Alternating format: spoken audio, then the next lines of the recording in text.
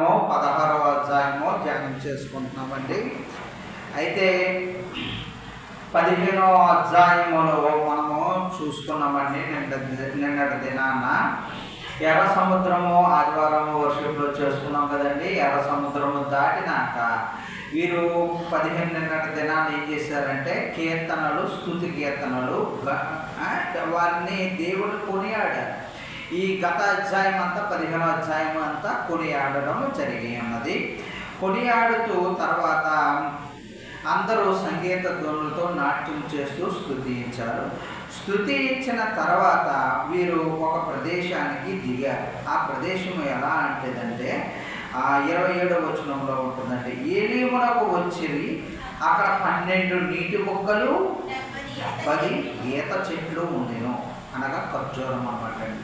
70 ఇంచుమించు వీరేమో 10 లక్షలు దాటే జనము, 70 ఈత చెట్లు ఖర్జూరం అనగా ఫ్రూట్స్ ఉన్నాయి, నీరు ఉంది, చక్కగా మంచి ప్రదేశము అనగా విస్తారంగా వారికి అన్నిటికీ సరిపడా ఫ్రూట్స్ అక్కడ ఉన్నవి, చక్కగా నీటి బొగ్గలు ఉన్నవి, చక్కగా మంచి ప్రదేశము. అక్కడి నుంచి ఏలీము నుంచి చక్కగా బయలుదేరి వచ్చి ఇప్పుడు 16వ అధ్యాయంలో ఆ ప్లేస్ నుంచి వచ్చి 3 రోజులు అయ్యిందండి. 3 రోజులు అయినాక వీరికి ఏమొచ్చిందంటే ప్రయాణంలో ఏం కావాలండి? ఆహారము కావాలి, నీరు కావాలి, సమస్తము. అయితే వీరికి నీరు దొరకలేదండి. నీరు దొరకకపోతే చూడండి, వారు 3 రోజులు వారు ఏం చేస్తున్నారంటే దేవుడి మీద, వారు మోసే ఆహారముల మీద సనుగుకోవడం. అప్పుడే పాటలు పాడారు, స్తుతించారు, కొనియాడారు. 3 రోజులకే మరలా మోషే గారి మీద తిరగబాటు చేస్తాం. చూసారా, అప్పుడే ఘనకార్యం చేశారని పొగిడారు, నాట్యం చేశారు. మనం అందరము అటువంటి వారమే. మేలు పొంది దూరమైన వారు అనేక మంది ఉన్నారు, మనకు తెలుసున్న వారు అనేక మంది ఉన్నారు. ఇప్పుడు మేలు చేసిన దాన్ని చాలాసార్లు దావీదు కుమారుడు చెప్తూ ఉంటాడు, మేలు చేసిన దాన్ని మరొకకు జ్ఞాపకము చేసుకో అంటూ ఉన్నారు. అయితే వీరికి మాత్రము ఏమి జ్ఞాపకం చేసుకుంటున్నారంటే ఈ అధ్యాయంలో ఈ ఘనకార్యములు చేసిన క్రియలను జ్ఞాపకం చేసుకోవట్లేదు, కానీ వారు ఈ శ్రమలను బట్టి అక్కడ మాంసం జ్ఞాపకం చేసుకుంటున్నారు. చూడండి, వీరు ఆపదలో నుంచి తప్పించబడిన దేవుణ్ణి జ్ఞాపకం చేసుకోవట్లేదు. శ్రమ రాగానే ఏం జ్ఞాపకం చేసుకుంటున్నారు?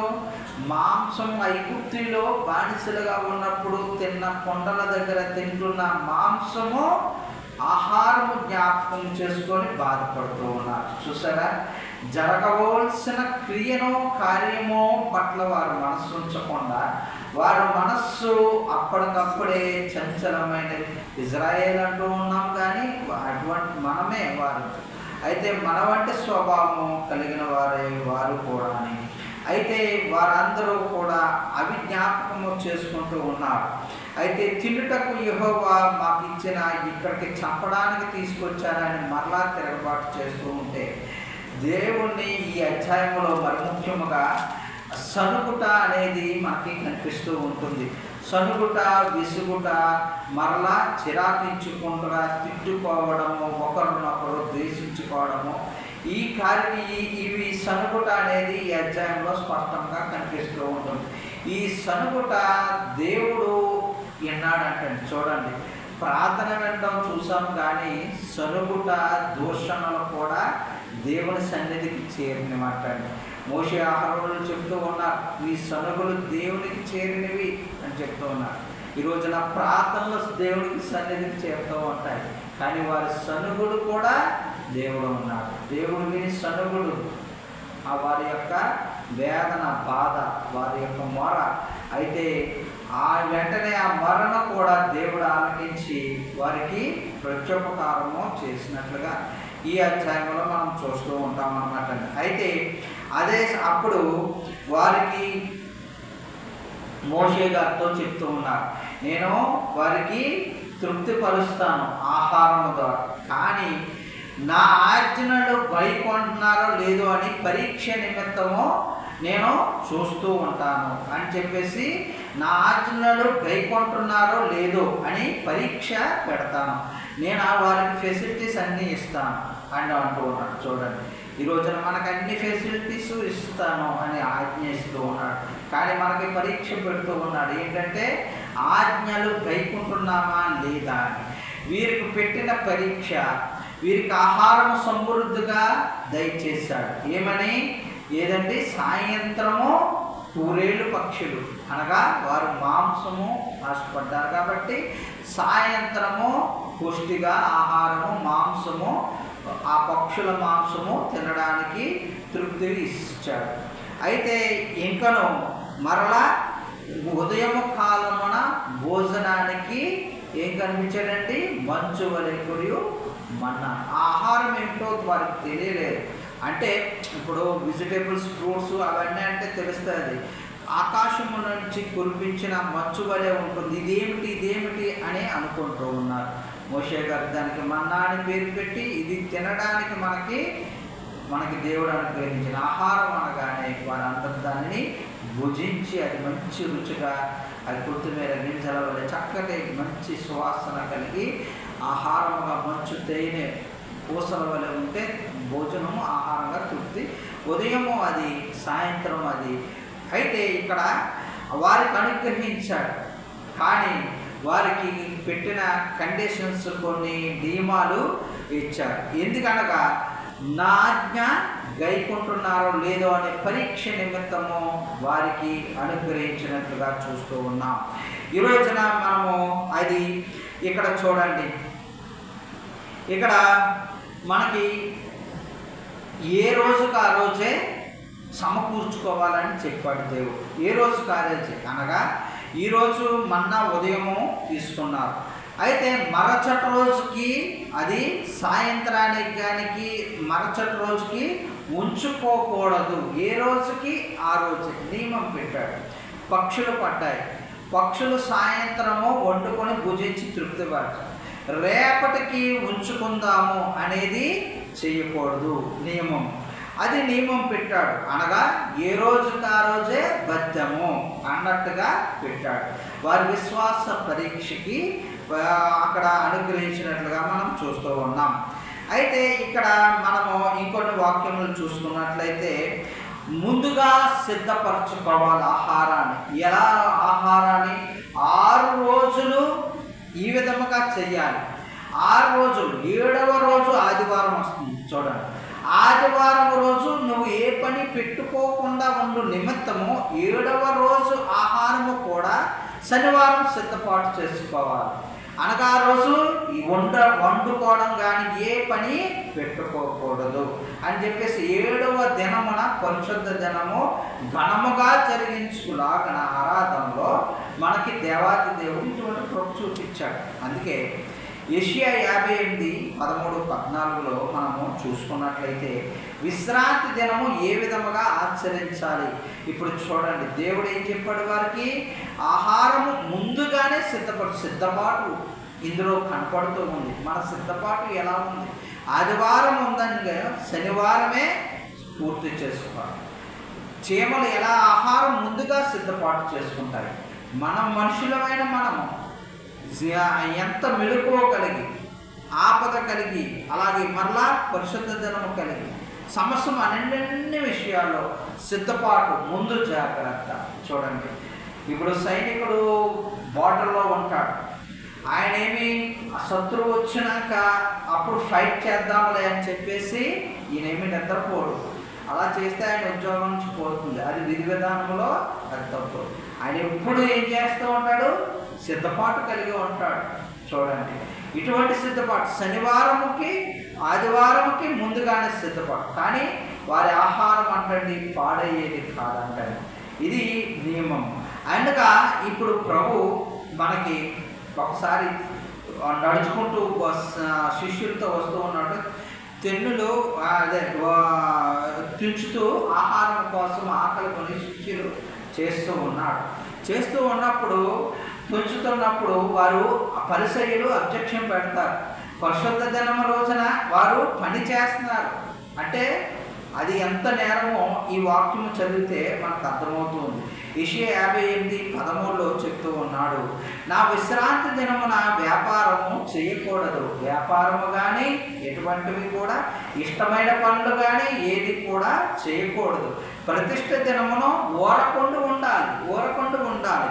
అయితే విశ్రాంతి దినము మహాఘనమైనది, ఆ విధముగా ఆచరించాలి. అంతేగాని విశ్రాంతి దినము ఏదో పండగలా ఆచరించాలి, ఘనముగా ఆచరించాలి, ఘోర ధ్వనులతో సితారులతో అంత ఘనముగా ఆచరించాలని మనం దేవాది దేవుడు తెలియజేస్తున్నాడు.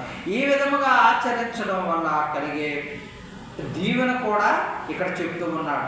నీవు దేవుని యందు ఇలా చేస్తే నువ్వు దేవుని యందు ఆనందిస్తావు. ఇప్పుడు 6 రోజులు నువ్వు పనిచేస్తావు. ఆ యొక్క సంపాదనతోని, అయితే యజమానులతోని, మనము చుట్టుపక్కల వారితోని మనకు సంతోషము, ఆహారముతోని సంతోషము, ఆనందము కలుగుతూ ఉంటుంది. కానీ దేవుని వల్ల ఆనందము, సంతోషము అసలైనది ఈ విశ్రాంతి దినము ఆచరించడం ద్వారా మాత్రమే మనకి కలుగుతుందని చెప్తూ ఉన్నాడు. ఇంకొక దీవెన కూడా ఇచ్చి ఉన్నాడు, యాకోబు స్వాస్యము నీ అనుభవంలో ఉంచుతాను. యాకోబు గారు ఏ విధంగా చిన్న స్వప్నముతో ఏమీ చేశారండి, అన్య దేశములో లోకానికి, ఆ దేశానంతటికీ కూడా అధికారి అయిపోయాడు. ఎంత స్థానంలో ఉంచాడో చూడండి దేవుడు, ఎంత విచిత్రం, ఆశ్చర్యం. అటువంటి స్వాస్యము మన అనుభవంలో కూడా ఉంచుతారని వాగ్దానము ఇస్తూ ఉన్నాడు, ఈ దీవెనలో అనుగ్రహిస్తూ ఉన్నాడు. దేవుడు కూడా చూడండి, ఆదికాండము 2:3 ఉంటుంది, 7 దినములు ఆశీర్వదించి పరిశుద్ధపరచబడెను, తర్వాత తన పని అంతట నుండి ఆయన విశ్రమించెను. చూసారా, ఇలా ఇంత కఠినంగా ఉన్నప్పటికీ మన దేవుడు ప్రభు మనకి కొద్దిపాటి వెసులుబాటు ఇచ్చాడు. ఆదివారం ఏ వెసులుబాటు ఇచ్చాడండి, ఆహారము వండుకోండి, కొద్దిపాటి వెసులుబాటు. మనము ఆ వెసులుబాటుని ఏం చేస్తామంటే అవంటే మొత్తం పని అంతా అదే విశ్రాంతి దినం అయిపోయింది. మనకు కొద్దిగాటి విశ్రాంతి వెసులుబాటు ఇచ్చాడు. ఆ వెసులుబాటు చూడండి, అదే మనకి విశ్రాంతి దినము అయిపోయింది. ఇది మనము జ్ఞాపకం చేసుకోండి, వాక్యం ద్వారా సెలవిస్తూ ఉన్నాం. అయితే ఇక్కడ చూడండి, మనకి సిద్ధపాటు ఈ విధముగా ఉన్నది. మరలా ఆహారము ఏ విధముగా తీసుకోవాలనేది కూడా ఇక్కడ ఉన్నది. మనకి ఉదయము భోజనము చెయ్యండి, మన్నాను తినండి. మాంసము ఆహారము ఎప్పుడు తినమన్నాడంటే సాయంత్రము తినమన్నాడు. చూసారా, సాయంత్రం వేళ భుజించమన్నాడు. ఇది మనకు ఆరోగ్యానికి ఎంతో మంచిది. నాకు తెలియదు కానీ కొన్ని వీడియోస్లో చూసాను, ఫారినర్స్ ఎప్పుడు ఎర్లీగానే తింటారంట. వారు కూడా మనకి ఎందుకు కానీ మనమే తినేవారు, ఎర్లీగానే తినేవారు 6-6లో.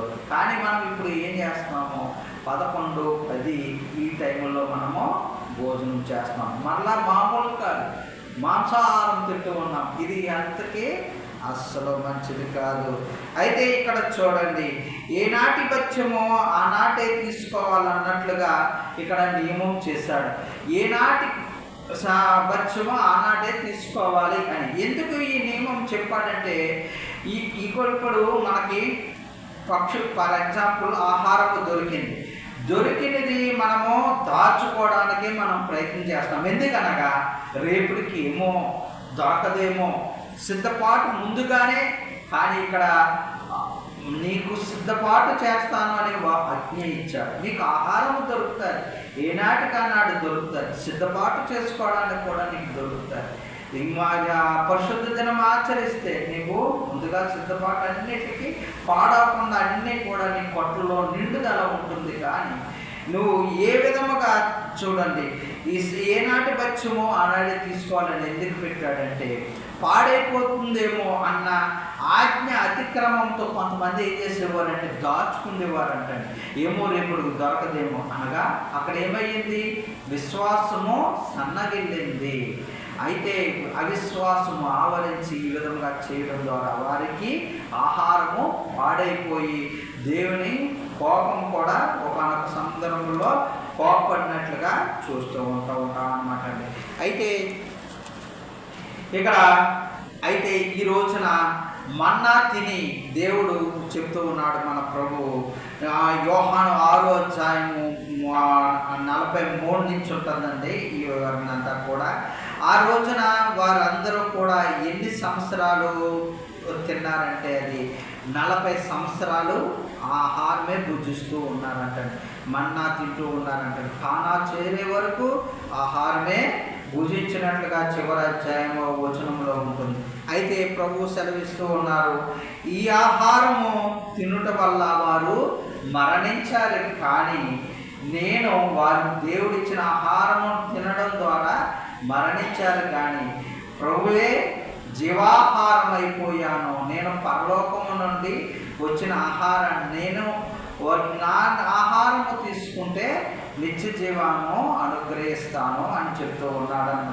నా ఆహారము తిన్నవాడు ఎప్పటికీ మరణము పొందడు అని చెప్పేసి వాక్యం ద్వారా సెలవిస్తూ ఉన్నాడు. ఎందుకనగా విశ్వసించువాడే నిత్య జీవము గలవారు, జీవాహారమును నేనే.